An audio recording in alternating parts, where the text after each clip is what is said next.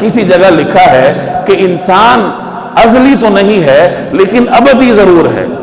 یعنی ایسا تو نہیں کہ انسان کی پیدائش اللہ تعالیٰ نے بالکل آغاز میں کی ہو. انسان بعد میں پیدا ہوتا ہے تو ازل سے تو وہ نہیں ہے لیکن ابد تک ضرور ہے کہ اس پہ انسان ختم نہیں ہوتا.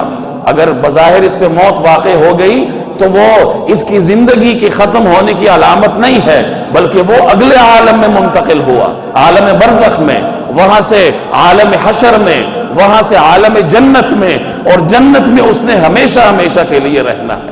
اب یہ انسان کی ایک طویل ترین زندگی ہے, ہزاروں برس پر محیط ایک بڑی حرکت ہے. اور جب آپ اس دنیا میں چھوٹی سی حرکت کسی نہ کسی مقصد کے تحت کرتے ہیں تو یہ جو اتنی لمبی چوڑی حرکت ہے ہزاروں سال پر مشتمل, کیا یہ بغیر کسی مقصد کے ہے؟ کیا اس کا کوئی مقصد نہیں؟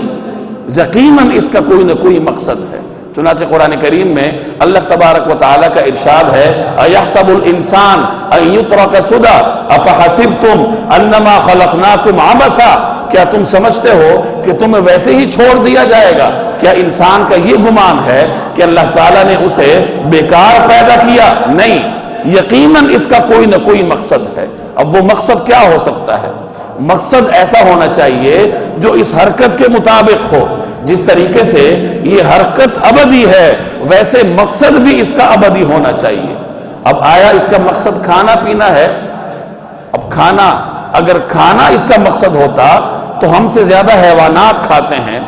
آپ گوشت کھاتے ہیں, درندے بھی گوشت کھاتے ہیں, ایک چھوٹی سی بلی جو باہر پھرتی ہے وہ بھی گوشت کھاتی ہے, بلکہ آپ تو مثالیں ڈال ڈال کے گوشت کا حلیہ بگاڑ دیتے ہیں, وہ اوریجنل شیپ میں کھاتی ہے.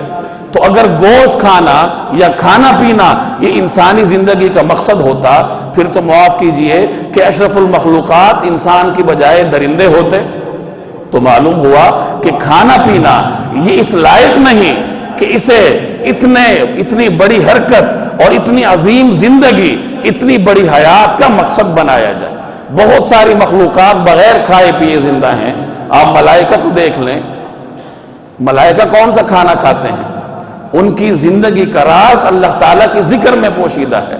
وہ اللہ جل جلالہ کا ذکر کر کے زندہ رہتے ہیں. اور اس دنیا میں انبیاء علیہم السلام تشریف لائے.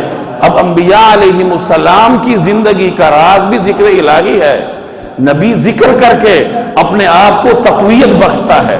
نبی کریم صلی اللہ علیہ وسلم نے جب ایک مرتبہ لگاتار روزے رکھنے شروع کیے تو بعض صحابہ نے بھی حضور کی دیکھا دیکھی لگاتار روزے رکھنے شروع کیے. تو آپ نے صحابہ کو منع فرمایا اور اس موقع پہ آپ نے یہ الفاظ ارشاد فرمائے ایکم مثلی, تم میں سے کون میری طرح ہے؟ یعنی تم کیوں میری طرح لگاتار روزے رکھتے ہو؟ تمہیں کھانے پینے کی حاجت ہے. تم میں سے کون میری طرح ہے؟ یطعمنی ربی ویسقینی, مجھے تو میرا رب کھلاتا بھی ہے پلاتا بھی ہے.